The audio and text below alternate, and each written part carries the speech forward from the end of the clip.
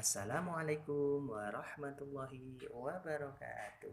Selamat pagi anak-anakku semua, kelas 2A, 2B, dan 2C. Untuk kesempatan pagi hari ini, marilah pelajaran PAI kita awali dengan membaca doa. Doa menuntut ilmu. Bismillahirrahmanirrahim. Raditu billahi rabba wa bil islam dina wa bi muhammadin nabiyya wa rasula. Rabbi zidni ilma warzuqni fahma. Amin ya rabbal alamin. Untuk pelajaran PAI pagi hari ini, Pak Rahmat mau menyampaikan pelajaran ke-9, yaitu tentang Al-Qudus, Allah Maha Suci. Apa artinya Al-Qudus, anak-anak? Al-Qudus artinya adalah Allah itu Maha Suci. Suci dari cela, suci dari kesalahan. Allah tidak punya ayah, Allah tidak punya ibu. Allah adalah Sang Pencipta atau Tuhan kita semua. Untuk selanjutnya, yang Pak Rahmat sampaikan ke anak-anak adalah Allah menyukai terhadap anak-anak yang selalu mensucikan hati dan jasmaninya.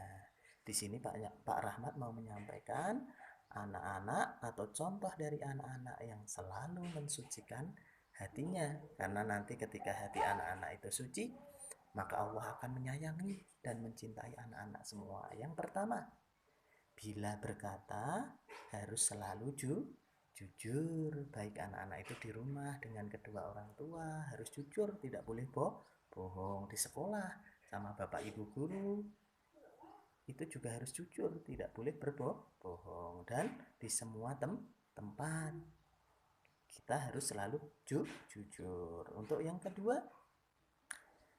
yang mensucikan hati kita tadi, yang pertama jujur, yang kedua adalah apabila kita berkata-kata harus yang baik dan selalu menjauhi kata-kata kotor. Apabila anak-anak ada yang pernah berkata kotor, bisa ketika habis selesai ngomong kotor, astagfirullahaladzim, mohon ampun sama Allah. Dan setelah itu jangan diulangi lagi, karena nanti kata-kata kotor itu adalah dari setan, dan setan itu akan mengajak kita untuk besok masuk ke neraka. Anak-anak mau masuk neraka hanya dengan karena sering ngomong kata-kata kotor? Tidak kan? Nah, jadi jauhi kata-kata kotor, akan membuat hati kita tenang dan tentram. Nah, selanjutnya yang ketiga, selalu berdoa ketika mau beraktivitas. Contohnya anak-anak mau makan, bismillahirrahmanirrahim, Allahumma barik lana fima rozaqtana wa qina adzabannar. Nah, itu doa untuk mengingat Allah, mensyukuri rizki, makanan dan minuman yang diberikan dari Allah. Mau tidur juga ingat sama Allah, bismika Allahumma ahya wa bismika masuk kamar mandi pun ingat sama Allah, bismillahirrahmanirrahim, Allahumma ini a'udzubika minal khubusi wal khobais. Nah, itu salah satu tanda anak-anak yang hatinya itu akan suci dan disayangi oleh Allah. Kalau mau melakukan sesuatu, diawali dengan berdoa. Ini anak-anak amalkan di rumah ya. Kalau mau melakukan sesuatu, awali dengan doa. Yang keempat, berzikirlah setelah selesai sholat. Karena dengan berzikir atau mengingat Allah, hati kita akan tenang dan tentram. Pak Rahmat kasih contoh zikirnya supaya ke anak-anak bisa mengamalkan. Subhanallah walhamdulillah wala ilaha illallah wallahu akbar. Ini Pak Rahmat lakukan. Kalau dipisah zikirnya ya habis sholat itu subhanallah, subhanallah, subhanallah, subhanallah 33 kali, alhamdulillah, alhamdulillah, alhamdulillah 33 kali, Allahu Akbar, Allahu Akbar 33 kali. Habis itu doa kedua orang tua, Allahumma firli wali walidayya warhamhuma kama rabbayani shaghira. Selesai sholat jangan lupa doakan kedua orang tua. Yang terakhir, supaya hati anak-anak itu tenang, suci, dan disayangi Allah adalah selalu senang belajar Al-Quran, karena Al-Quran adalah mukjizat Nabi Agung Muhammad Sallallahu Alaihi Wasallam yang paling besar, paling luar biasa. Barang siapa yang mau belajar atau membaca Al-Quran setiap harinya, maka Allah Subhanahu wa Ta'ala akan kirimkan ribuan malaikat masuk ke rumahmu, anak-anak, dan yang membuat penghuni langit itu terheran-heran di malam hari, kenapa itu rumah si Fulan kok bercahaya? Ternyata karena rumahnya sering untuk membaca Al-Quran. Jadi penghuninya itu akan menjadi calon penghuni surga kalau suka membaca Al-Quran.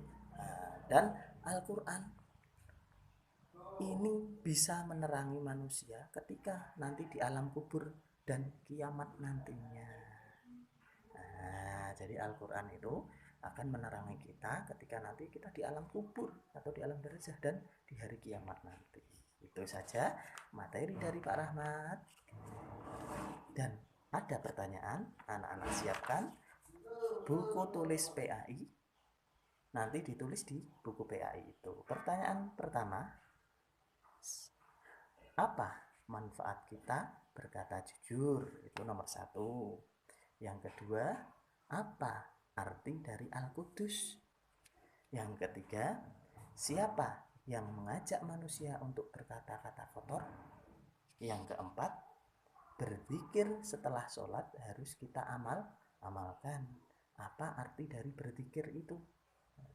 Yang terakhir, kelima, apa mukjizat Nabi Muhammad Shallallahu Alaihi Wasallam terbesar? Nah, itu saja.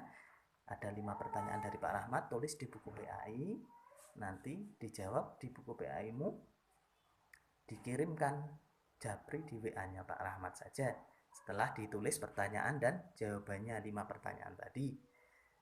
Marilah kita akhiri dengan doa kafaratul majlis. Subhanakallahumma wa bihamdika asyhadu an la ilaha illa anta astaghfiruka wa atubu ilaih. Pesan dari Pak Rahmat, di rumah anak-anak harus selalu mensucikan hati agar hati tenang, tidak mudah marah. Anak-anak itu disayang sama Allah. Jangan lupa pesan tadi dari Pak Rahmat, selalu berkata jujur, berzikir setelah sholat, senang membaca Al-Quran, dan amalkan itu semua setiap hari. Mari kita akhiri pelajaran ini. Semoga bermanfaat untuk anak-anakku semua. Akhir kalam, wassalamualaikum warahmatullahi wabarakatuh.